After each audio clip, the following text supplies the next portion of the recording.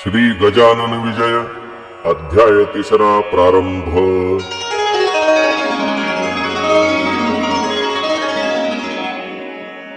श्री गणेशाय नमः। जय जय सच्चिदानंदा श्री हरी, कृपा करावी लवकरी तुम्ही पदनताच्या वरी, कधी न कठोर झालात तू करुणेचा सागर, तू दीनजनांचे माहेर, तू भक्तासी साचार, कल्पतरू वा चिंतामणी, ऐसा तुझा अगाध महिमा, संत गाती राघवा रामा, दास गणूसी पुरुषोत्तमा, पावा वेळ करू नका, असो बंकटलाला घरी, राहते झाले साक्षात्कारी, दीन दुबळ्यांचे कैवारी श्री गजानन महाराज। लांब लांबोनी भक्त येती, समर्था ते वंदिती, मधु तेथे माशा जमती, नलगे करणे आमंत्रण। एके दिनी काय झाले ते आता सांगतो वहिले, महाराज होते बसलेले निजासनी आनंदात, ती प्रभातीची होती वेळा, प्राची प्रांत ताम्र झाला, पक्षी किलकिलाटाला करू लागले वृक्षावर, कुक्कुटाचे होती स्वन, मंद शीत वाहे पवन, वृद्ध करीती नामस्मरण, शय्येवरी बैसोनिया, उदयाचली नारायण, येऊ पाहे हर्षे करून, तेणे तम पलायन करू लागला कंदरीसी, परम भाविक सुवासिनी, रत सडा सम्मार्जनी, वत्स धेनुस पाहोनी तोडू लागली चऱ्हाटे, ऐशा त्या रम्य वेळेस एक साधू शेगावास, येता झाला दर्शनास श्री गजानन साधूंच्या, तो भिकार गोसावी, मानमान्यता त्याची राहावी, कोठोनिया सांगा बरवी श्रीमंतांच्या मंडळीत, भगवी चिंधी डोक्यास, झोळी वाम बगलेस, होती एक नेसण्यास, फाटकीसी लंगोटी, मृगाजिनाचा गुंडाळा, पाठीवरी होता भला, ऐसा गोसावी बैसला कोपऱ्यात एकीकडे, दर्शनासी भीड फार, होवो लागली साचार, अशा स्थितीत मिळणार सवड कशी त्या गोसाव्यास, तो ठाईच बैसोन करू लागला चिंतन, म्हणे समर्थांचे चरण दृष्टी पडणे कठीण मला, समर्थांचा लौकिक भला मी काशीत ऐकला, आवडीने नवस केला भांग स्वामीस अर्पिण्याचा, तो मम हेतू मनात जिरून जाया पाहे येथ, या श्रीमान मंडळीत माझ्या नवसास कोण पुसे, गांजाचे नाव काढिता लोक मजला देतील लाथा, मी तो आलो फेडण्याकरिता नवस गांजाचा शेगावी, माझ्या नवसाची ती मात सांगू तरी कवना प्रत, येथे एकही ना दिसत प्रेमी या शांभवीचा, जी वस्तू ज्या आवडे खरी तिचाच तो नवस करी, आणि मानी सर्वतोपरी हीच वस्तू उत्तम, ऐसे नाना विचार गोसावी करी साचार, झाला होता परम आतुर दर्शन घ्याया समर्थांचे, ते त्याचे मनोगत जाणते झाले समर्थ, बोलते झाले इतरा प्रत, आणा काशीचा गोसावी, तो पहा त्या कोपऱ्याला आहे बिचारा दडून बसला, हे ऐकता आनंद झाला गोसाव्याला परमावधी, आणि बोलला मनात त्रिकालज्ञ हे खरेच संत, मी जे बोललो मनात ते सर्व यांनी जाणले, ज्ञानेश्वरीत षष्ठाध्यायी जी गोष्ट कथिली पाही, की स्वर्गलोकीच्या कथा त्याही समजतात योगीवरा, त्याचे आले प्रत्यंतर मला येथे साचार, धन्य धन्य हा साधूवर त्रिकालज्ञ महात्मा, न बोलता माझा नवस जाणतील हे पुण्य पुरुष, त्याचे प्रत्यंतर या वयास अवधी उरला थोडका, मंडळींनी गोसाव्याला पुढे आणून उभा केला, तो महाराज वदले तयाला, काढ झोळीची पोटळी, जी 3 महिने पर्यंत रक्षण केलीस झोळीत, त्या पोटळीचे आज येथ होवो देगा पारणे. गोसावी पदी लागला, गहीवर त्यासी दाटला, गडबडा लोळू लागला, बालका परी स्वामीं पुढे. महाराज म्हणती गोसाव्यास, पुरे आता उठून बैस, पोटळीच्या बुटीस काढ बाहेर झोळीच्या. नवस केलास ते वेळी नाही लाज वाटली, आणि आता काही लाविली चाळवा चाळवी निरर्थक. गोसावी होता महाधूर्त, तो बोलला भीत भीत, जोडोनिया दोन्ही हात ऐसे नम्र वाणीने. मी बुटी काढितो, नवस आपुला फेडितो, परी मागणे मागतो, एक ते द्या दीनाला. आठवण माझ्या बुटीची नित्य रहावी आपणासाची, हीच इच्छा मानसीची आहे ती पूर्ण करा. तुम्हा बुटीचे प्रयोजन नाही हे मी जाणतो पूर्ण, परी बालकाची आठवण रहाया बुटी स्वीकारा. भक्त जी जी इच्छा करीत, ती ती ज्ञाता पुरवीत. अंजनीचा वृत्तांत अनामनी आपुल्या. अंजनी होती वानरी, तिने प्रार्थिला त्रिपुरारी, की तुम्ही यावे माझ्या उदरी, वानर होऊन शंकरा. ते हराने मानिले, महारुद्र पोटी आले, अंजनीचे पुरविले मनोरथ चंद्र मौळींनी. तेथे शंकरा कारण आडना आले वानरपण, देवी माझ्या बुटीची आठवण रहाया ती ते स्वीकारा. त्यातून तुम्ही कर्पूर गौर साक्षात आहा शंकर, म्हणून बुटीचा भेर करू नको दयाळा. ज्ञानवल्ली शंकराने म्हटले आहे इज कारणे, ही इतरा आणील उणे परिभूषण तुम्हाला. महाराज किंचित घोटाळले, परी अखेर होय म्हणाले, माय पुरवी बालक लळे, वेडे वाकुडे असले जरी. गोसाव्याने बुटी काढली, हातावरी घेऊन धुतली, चिलमीत घालून पाजिली पुण्यपुरुषा गजानना. ऐसा बुटीचा वृत्तांत कथिलासे कारण सहित, तो आणून ध्यानात विचार करणे प्रत्येकी. काही दिवस राहून गेला गोसावी निघून, आपण धन्य मानून रामेश्वरा कारणे. ऐसी गांजाची पडली प्रथा, ते ठाई तत्वता, परिव्यसनाधीनता नच आली समर्थाते. पद्मपत्राची परी ते अलिप्त होते निर्धारी, नये कोणास त्याची सरी खरेच अति थोरते.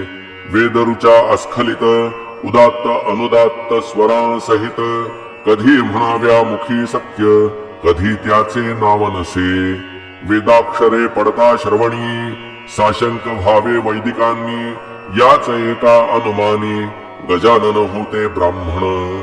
कधी गवया समान अन्य अन्य रागातून, एकाच पदाते गाऊन दाखवावे निजलीले.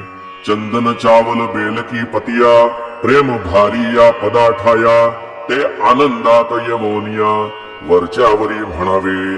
कधी गणगणाचे भजन, कधी धरावे नुसते मौन, कधी राहावे पडून शय्येवरी निचेष्टित.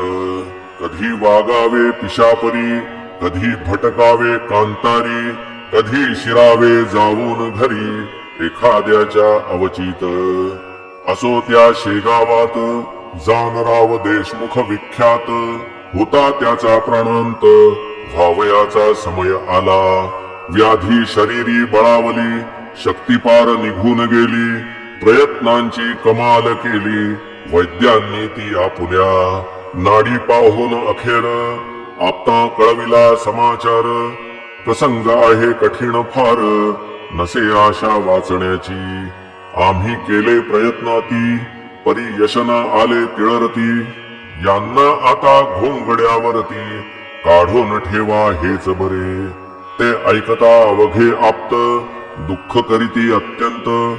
जान रावा आम्हा व्रत, सोडून तू जाऊ नको. तुझ्या प्रित्यर्थ नवस केले, नाना दैवता लागी भले. परीन कोणी पावले, हाय हाय रे दुर्दैवा. वैद्याने टेकिले हात, प्रयत्न झाले कुंठित. आता अखेरच्या यत्नाप्रत करोन पाहू एक वेळा. बंकटलालाची ये घरी आहेत एक साक्षात्कारी. त्यांच्या योगे शेगावन घरी झाले प्रति पंढरपूर. साधूने आणिल्या मनात काय एक नाही होत. सच्चिदानंद बाबा प्रत ज्ञानेश्वरांनी उठविले. त्याचे पाहू प्रत्यंतर जा जा कोणी जोडा कर. नका करू रे उगा उशीर वेळ अंत समयाची. ते ऐकून एक आप्त आला बंकट सदनाप्रत. जानरावाची हकीकत बंकटलाला कथन केली. जानराव देशमुखाचा समय अंत काळाचा आला आहे जवळी साचा. म्हणून आलो तुम्हाकडे महाराजांचे चरणतीर्थ द्या कृपा करोनी मजप्रत. ते तीर्थ नोहे अमृत होईल वाटे जानरावा. बंकटलाल म्हणे त्यावरी ही गोष्ट न माझ्या करी.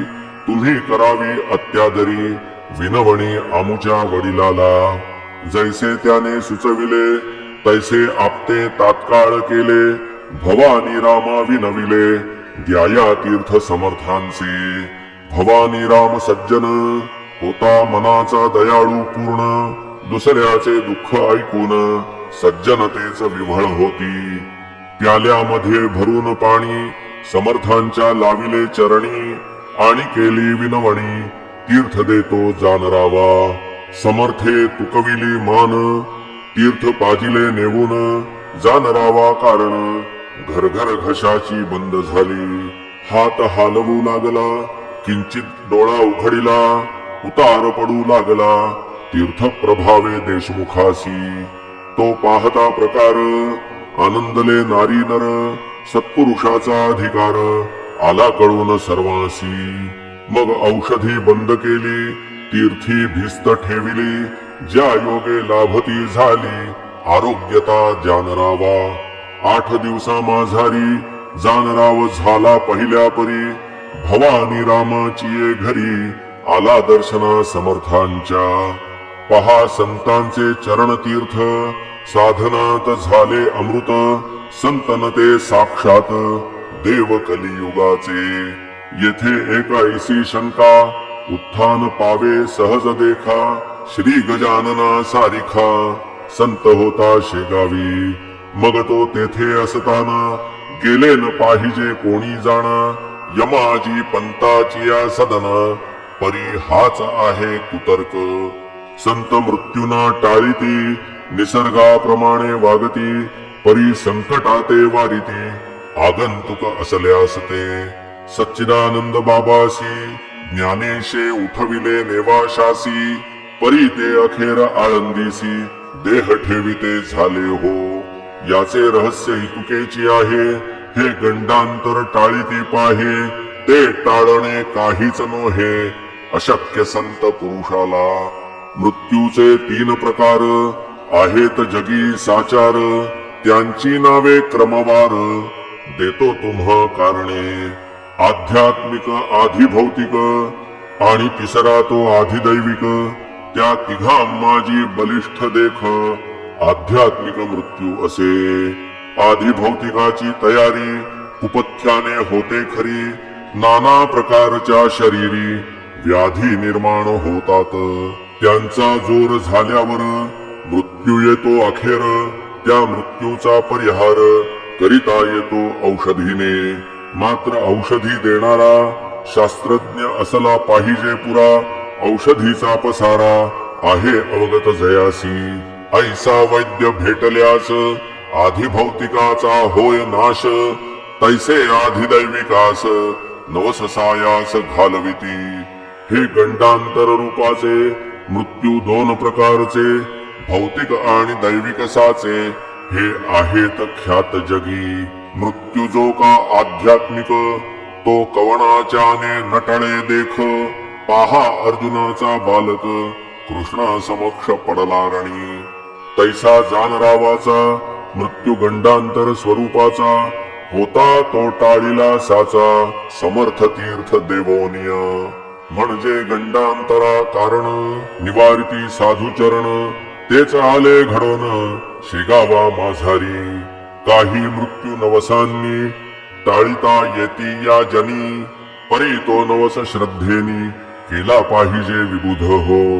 श्रद्धा पूर्ण असल्यावरी तीच मृत्यू टाळी खरी.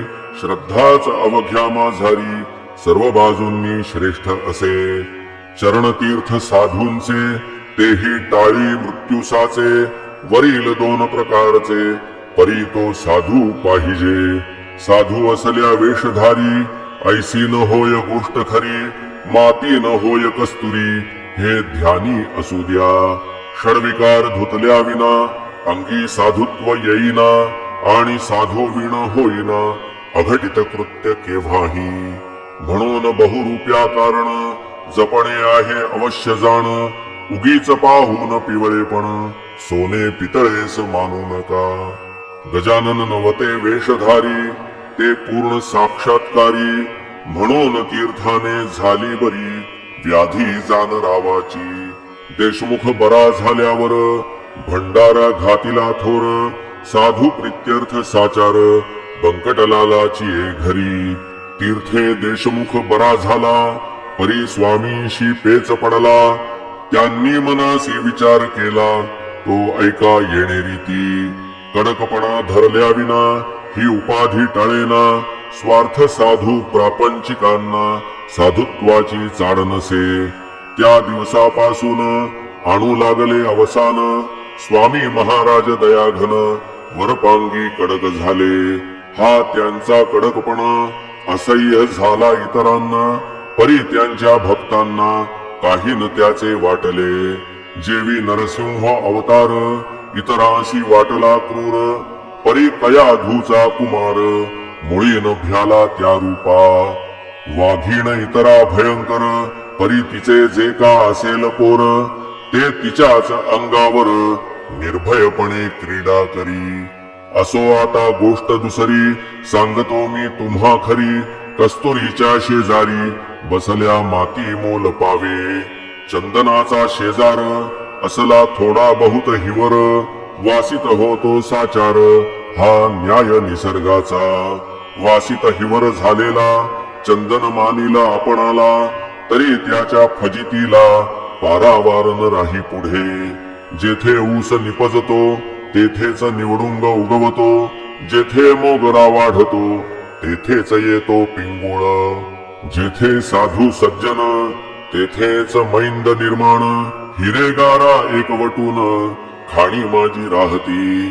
स्थान एक म्हणून किंमत नाही समान. तेज हिऱ्याचे हिऱ्या लागून भूषवीन गारेला. गारती गारच राही पायाखाली तुडविली जाई. ऐसी स्थिती कधी न येई अमोलिक हिऱ्याला. श्री गजाननाचे सन्निध ऐसाच होता एक मैंद. संत सेवा हाच मद अंगी ज्याच्या भरला असे. तो सेवा करी वरी वरी भाव निराळा अंतरी. मिठाई पेढे सावरी समर्थांच्या नावावर. भक्तगणास ऐसे म्हणे मी समर्थ कृपेचे पोसणे. प्रत्येक काम माझ्या विणे होत नाही येठाया. मी कल्याण समर्थांचा अत्यंत आहे आवडीचा. कधी न खाली जावयाचा शब्द माझा त्यांच्या पुढे. चिलीम त्यांची मीच भरी खाण्यापिण्याची तयारी. निजांगे मीच करी अत्यंत मी आवडीचा. ऐसे लोकांस सांगत असे आपला सवरात करीत असे. त्या अधमाचे नाव असे माळी विठोबा घाटोळ. महाराज स्वयंमेव शंकर हा बनला नंदिकेश्वर. हमेशा करी गुरगुर आल्या गेल्या भक्तांवरी. ते अंतर्ज्ञानानी जाणिले सर्व समर्थांनी. कौतुक केले एके दिनी ते ऐका विबुध हो. परस्थ काही मंडळी शेगावी दर्शना आली. तो मूर्ती होती निजलेली समर्थांची शय्येवर. हिया कुणाचा होईना जागे करण्या समर्थांना. मंडळीस होती जाणा वरा पुढे जाण्याची. ते कुजबुज करू लागले विठोबाला विनवते झाले. विठोबा आम्हा पाहिजे गेले येथून आताच परगावा. काम निकडीचे आहे फार कैसा करावा विचार, महाराज तो शय्येवर असती निद्रिस्त जाहले. त्यांचे दर्शन घेतल्या विना आमचा पाय निघेना, हे अवघड काम होईना तुझ्या वाचून ये ठाई. तू समर्थांच्या शिष्यात मुख्य धोरणी महाधूर्त, तुला आम्ही जोडितो हात एवढे काम करावे. ऐसा त्या स्तुतीनी विठोबा फुगून गेला मनी, त्याने जाऊन तत्क्षणी महाराजांसी उठविले. मंडळींचे काम झाले परी संकट ओढवले, घाटोळ विठोबावरी भले कर्म जैसे तैसे फल. समर्थांच्या हाती काठी एक होती भली मोठी, तीच त्यांनी घातली पाठी त्या विठोबा माळ्याच्या. म्हणती बेटा माजून गेला, आपुली स्थिती विसरला, या लुच्च्याने आरंभिला उघड उघड व्यापार की. मला लावितो उपाधी, घंटे आणून बांधितो मठी, घुमारे घाली कधी कधी ऐसा अति नीच हा. त्या घुमाऱ्याचे बक्षीस घे मी तुला देतो खास, तुझवरी केल्या कृपेस होईन प्रभूचा अपराधी. सोमला साखर मानू नये, विषा जवळ करू नये, तस्करासी लेखू नये निजकंठीचा ताईत. ऐसा रीती ठोकला छड्या खाली घाटोळाला, विठोबा तो पळाला पुन्हा न आला मागुती. खरे जे का असती संत ते ते ऐसेच करीतात, ढोंगी मात्र जातात अशाची या करांमध्ये. म्हणजे अधिकारा वाचून ढोंगी बैसती होऊन, संत नादी लावण्या जन ऐसे प्रकार कितीतरी. मतलबी त्यांना साथ देती, उदो उदो त्यांचा करीती, भल भल ते सांगताती साक्षात्कार ढोंग्यांचे. तेने दोघांचे काम होई, अपार पैसा मिळविला जाई, परी ही प्रथा बरी नाही, समाज जाईल रसातळा. खरे जे का असती संत ईश्वराचे निस्सीम भक्त, त्यांना नमुळी आवडत सान्निध्य त्या षंढांचे. पतिव्रतेसी शेजार, कसबिणीचा का पटणार, सोन्याप्रती अलंकार काय शोभती कथलाचे. संत शठा ते राखिती, परीन त्याला महत्व देती, ती जगातील एक व्यक्ती कृतकर्म भोगण्या आली असे. ऐसे मानसी समजून त्याविषयी धरिती मौन, जेवी निवडुंगा लागून स्थान भूमी देते हो. मोगरा निवडुंग आणि शेर ही जमिनीची लेकर, परी किंमतीचा प्रकार निरनिराळा तो तिघांचा. मोगऱ्याचे संरक्षण करीती निवडुंगाचे दहन, चिलटांसाठी बांधून शेर ठेविती दारावरी. देवी संत भूमीवरी रक्षण अवघ्यांचे करीती जरी, किंमती माझी ठेविती परी गुणांप्रमाणे भेद पाहा. नशीब विठोबा घाटोळाचे अति खडतर होते साचे, पाय लाभून साधूचे दैवे दूर झाले की. जरी तो ना ढोंग करिता तरी योग्यते प्रती चढता, संतांची ती योग्यता त्याने मुळी ना जाणिली. कल्पवृक्षाच्या तळवटी बसून इच्छिली गारगोटी, वा मागितली करवंटी कामधेनू पासून. ऐसे न कोणी करावे संतापासी राहून बरवे, तेथे विचारा ठेवावे अहर्निशी जागृत.